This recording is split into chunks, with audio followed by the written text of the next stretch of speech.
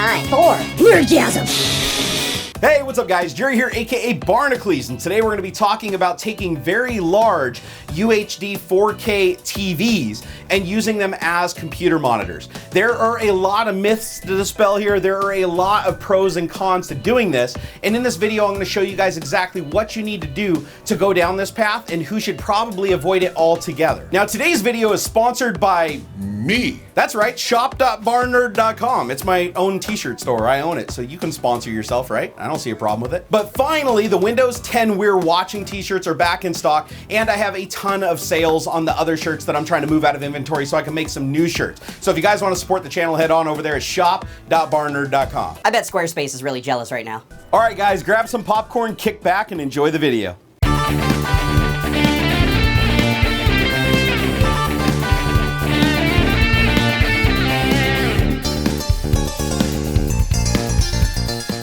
All right, let's start off by dispelling a couple common myths that are associated with using TVs as monitors. The first myth would be, TVs are not monitors. Though technically correct, they have a lot of similarities. Remember, a television is still just a panel that is receiving a digital signal and processing that data into pixels. The reason that most people don't consider a television a computer monitor is because it has things like tuners. It has things like internal processing to make the picture look better than it is or to fake frame rates. It's called interpolation. Now, those features of the TV can quite literally be turned off nowadays. You can turn everything off on most modern TVs, and we'll talk about that a little bit later on. But at the end of the day, it's a big panel receiving a digital signal and showing you an image pixel for pixel. So in my opinion, that makes it a monitor. Just a really cheap one. The second most talked about myth is, the pixels are huge. Okay, I'm gonna go ahead and agree that if you're using a 50-inch 1080p screen, that's 1920 by 1080, you're gonna have some problems with some ginormous pixels. Actually, I had Jay's 2 cents come to my nerd cave a couple of months ago before I put in these new screens when I had the 46-inch 1080p panels, and even he said it looked okay, but he could see the pixels. When he came up and looked at the 4K equivalent, he could not see the pixels unless he plastered his face to the screen. Now you have to realize we're dealing with 4K resolution. That's 3840 by 2160 pixels. So in a nutshell, it's like having four 25-inch 1080p panels with no borders put together. And 25-inch at 1080p might not be considered retina resolution. Don't sue me, Apple. But it's still a hell of a lot of pixels and a hell of a lot of screen real estate. The actual pixel density on a 50-inch 4K screen works out to about 88.21 pixels per inch, which actually, if you back away from the monitor by about 3 feet or more, that's technically retina level resolution. Apple, please don't sue me. But I sit about 2.5 feet away from the screen and I don't notice the pixels at all. The resolution is that good. Now, another common myth is higher pixel density is better. Everybody thinks if you have 220 million pixels per inch,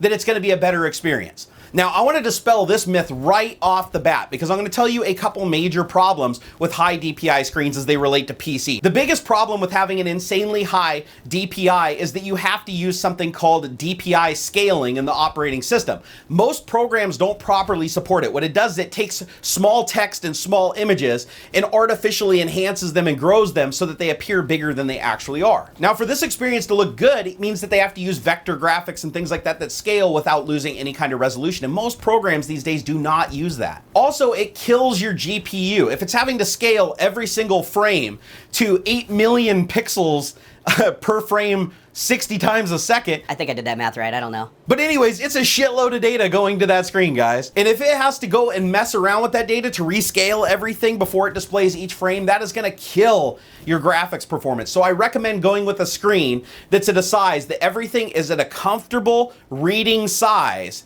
at 100% DPI. That means no additional scaling. All right, another myth that I want to dispel is that large screens like this have horrible input lag.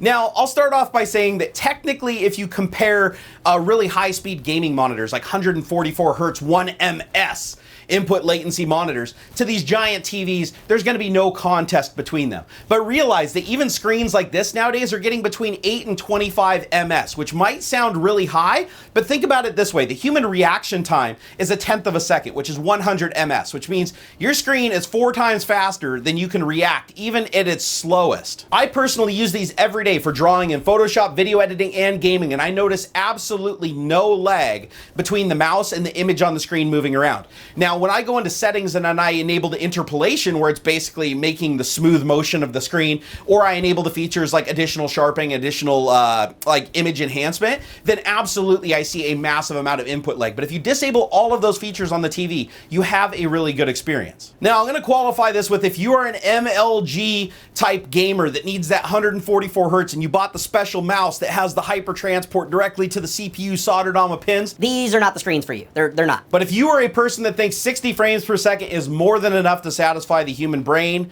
and you just require a good one-to-one experience, that's what you'll get, unless you buy a really crappy screen. So make sure you check the specs on it and see what the input response time is. All right, now before you go and shell out a ton of money and just buy 3 giant 4K HD TVs, I want you to know right now you need the graphics horsepower to drive it. So just these 3 4K screens are generating over 25 million pixels that need to be populated 60 times a second. That's like 1.5 billion pixels that need to be populated a second. That is a huge job for a GPU to handle. I personally would not recommend doing a surround setup like this unless you have at least 2 GTX 980 Ti's or the AMD equivalent.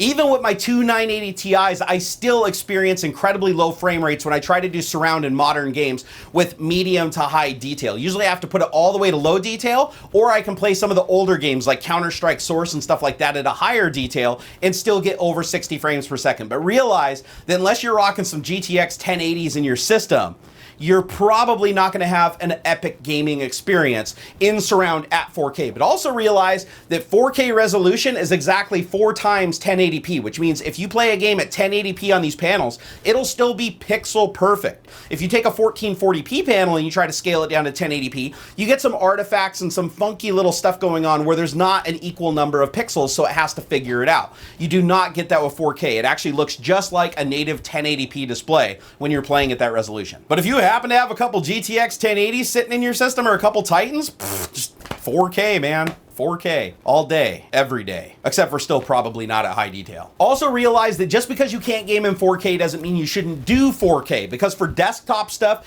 like editing videos, Photoshop, software development, reading documentations, having telemetry up, all of this stuff, having 4K screens is awesome, especially big ones like 50-inch, because you can stick anything you want up in the corner. It's still totally readable, and you have massive more screen real estate to do everything else you want to do. And the desktop isn't nearly as demanding on the graphics card as the 3D in games. Okay, so now that we're fairly confident that you have the graphics horsepower to drive a couple of 4K screens, or even one 4K screen if you just have one desk and you just want to put one ginormous screen on. Trust me, one 4K is enough for anybody. I'm just a little crazy. More is better, right? Now the screens I have behind me are the Samsung UM50 JS7000F. I hope I got that right. If I didn't, the right one will be down in the video description. And I finally settled on these screens because they had everything I needed. You need to make sure that the screen can support 4K at 60 hertz. So it has to be HDMI 2.0 compliant, and it has to have at least one HDMI port on it that can support native 60 frames per second. Now it has to be native 60 frames per second, none of that 30 hertz input and then it frame doubles it on the screen. You can't use that feature, you have to disable it. It has to be able to take that full signal. Now you need to make sure the screen also supports the UHD color space. This is a 4x4x4 chroma, which means that it doesn't compress the color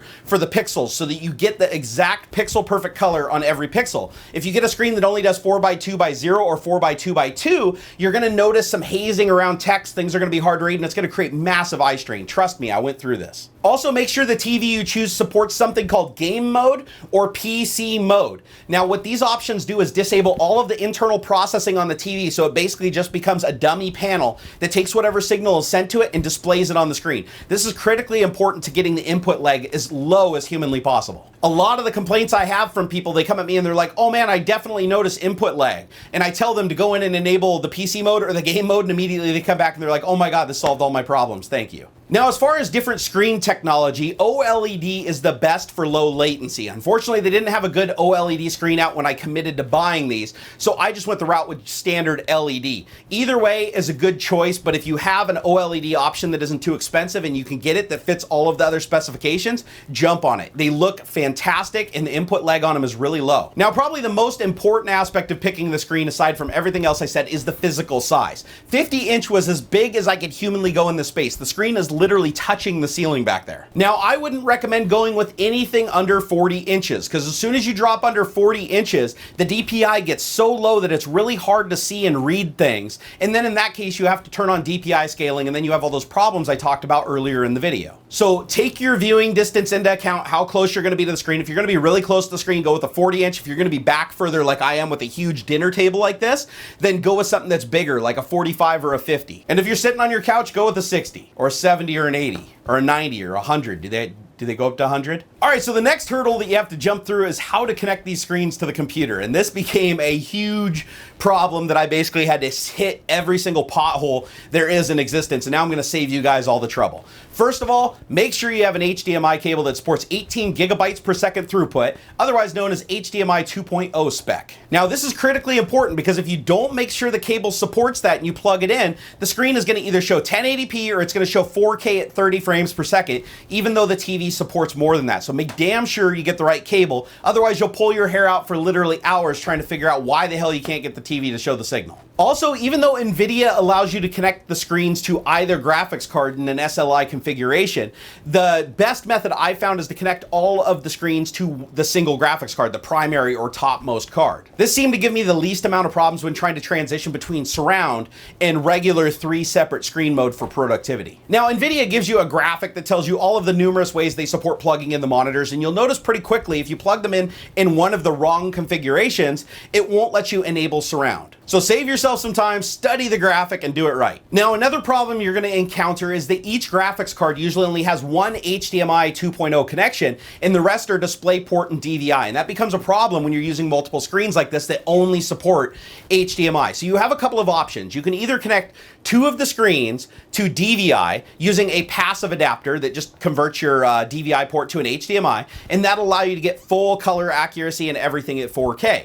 You can plug one of those into each graphics card, and then an HDMI on the primary card is your center monitor, and that configuration will work. Now, in order to keep everything connected to one graphics card as I prefer it, I opted to go a different route and obtain DisplayPort to HDMI adapters. Now, there's only one adapter on the market right now that I know of that successfully does this. And if you guys know of other ones, please post them down in the comments so people can see them, and I'll move them up to the video description. Now, I'll tell you right now, I had a lot of problems with these adapters at first trying to get a 4x4x4 color accuracy to show up in the NVIDIA control panel, and a lot of other people have reported the same issue. Now, the odd thing is I'm able to enable the RGB mode at the full range, which RGB mode at full range is basically 4x4x4. So they're very close to each other. They're both full pixel accurate color, so why can I select one or not the other? If you guys know the solution to that, please let me know. I've been fighting with this problem for a while, but the truth is most sources that are on the internet and most programs work in RGB, so it's not a bad idea to leave everything in the RGB full range. So the next thing you need to do is get into the setup menu on your television screen, and you need to go and enable that game mode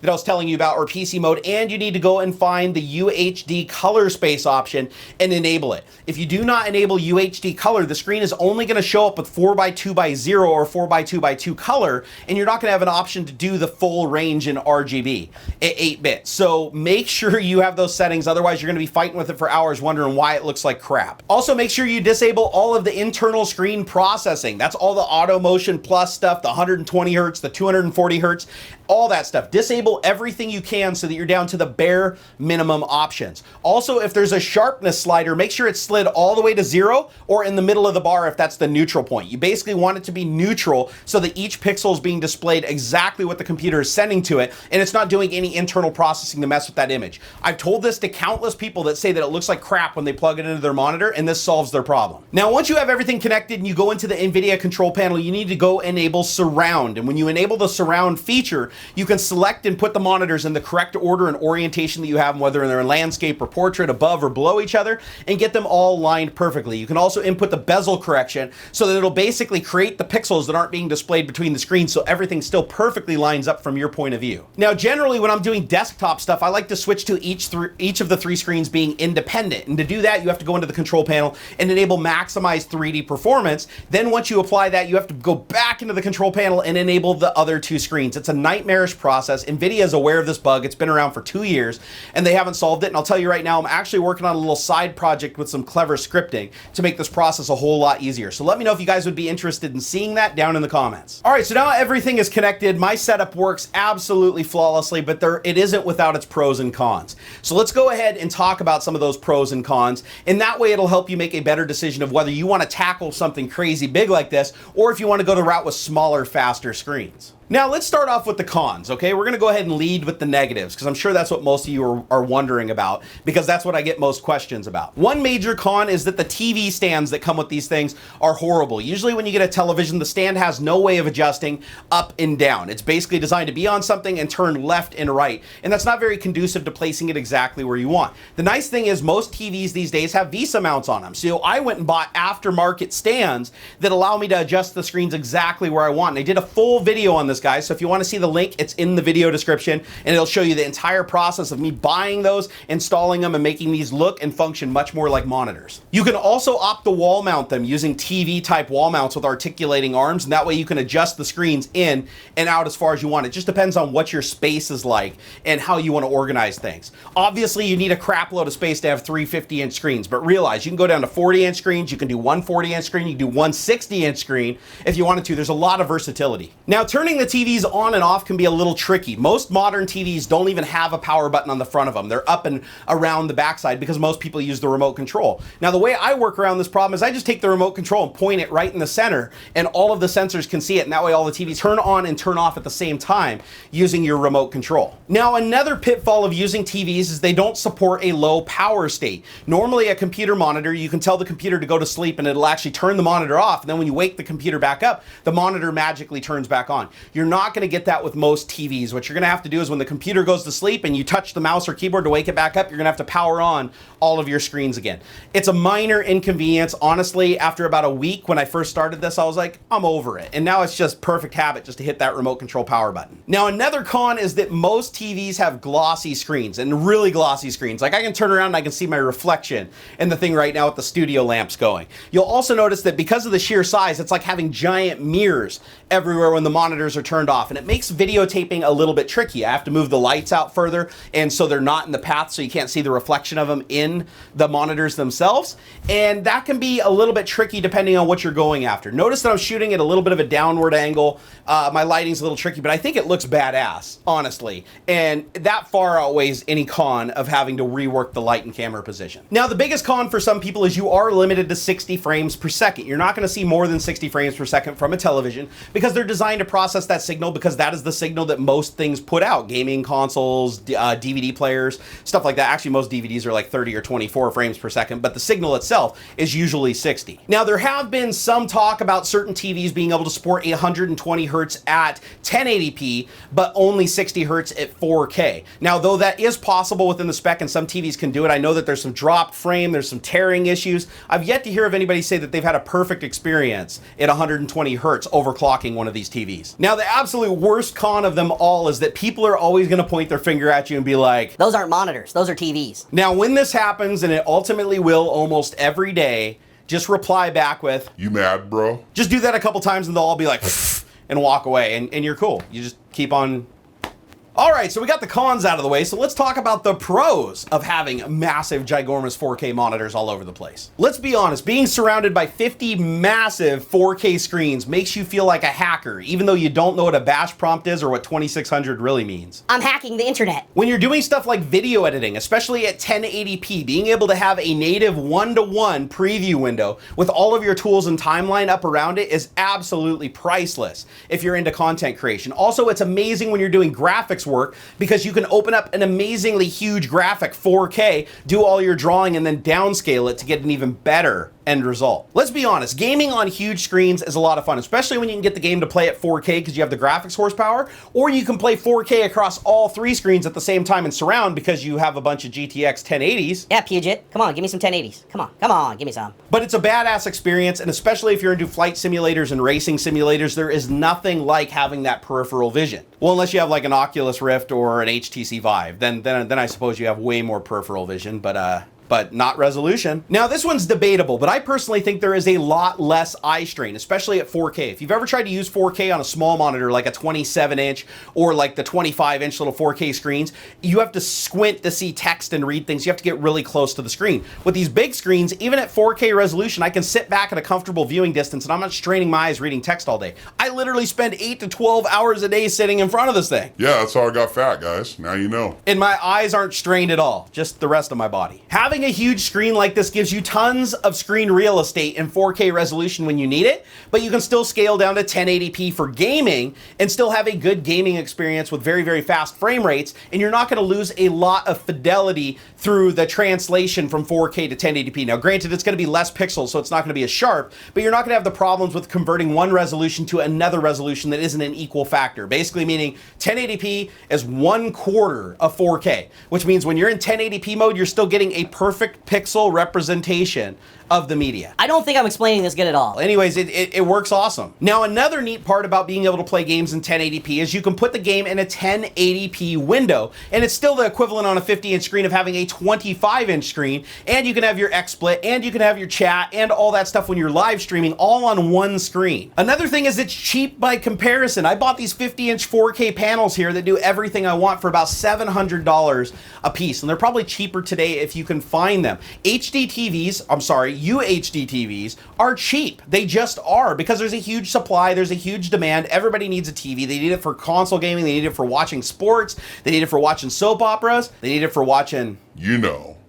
But at any rate, that drives the price down. Remember, at the end of the day, you just want the panel. You don't need all the TV stuff and everything, but that's basically being thrown in for free, and it's a discount. It's almost like Ferrari designed these. Scuderia, anybody? Anybody get that? The Scuderia joke? Watch Top Gear UK. The old one, not the new crappy one. You can also continue to use them as televisions. You can switch the input to a console gaming system. You can switch the input to the tuner inside. You can even use the smart OS that's on most of the TVs now to install apps like Netflix and everything like that, and watch stuff and seamlessly flip between it so that your computer doesn't have to do that stuff while you have it doing other stuff like rendering video and stuff that's process intensive or running benchmarks. It's also really nice because you can use the picture-in-picture or the picture-by-picture features of the TV to actually have your computer up and have your gaming system up at the same time. Now, different TVs support different levels of doing that, so make sure that whatever TV you get has that functionality. And the best part, guys, my favorite pro of all of them is that it's incredibly unique and it's just awesome. Every single person I've ever brought through that Nerd Cave door just gasps when they see how big these freaking screens are, because it doesn't do it justice. You guys saw me laying on the table at the beginning of the video. This is 3 50-inch screens sitting on a giant 10 or 12 person dinner table with the Leaf installed. These things are huge. And the neat thing about that is when you sit down in front of it, it makes you feel good. It's like when you get into a really fast sports car, you just get a tingle about you. It's the same thing sitting in front of this setup. Even though it's not horribly expensive relative to what you could get with the gaming monitors, it's way more visually impactful even when it's not turned on. I just find it hugely inspiring, and it kind of gets my creative juices flowing. And let's be honest, everybody that watched my original room tour video that has almost 3 million hits right now, they watched it for the screens. And the last pro that I'll mention is they're easy to sell. When you're done using them as a monitor, you want to go with a different LCD technology or buy a new TV later down the road, you throw these things up on Craigslist and they disappear. Everybody buys TVs.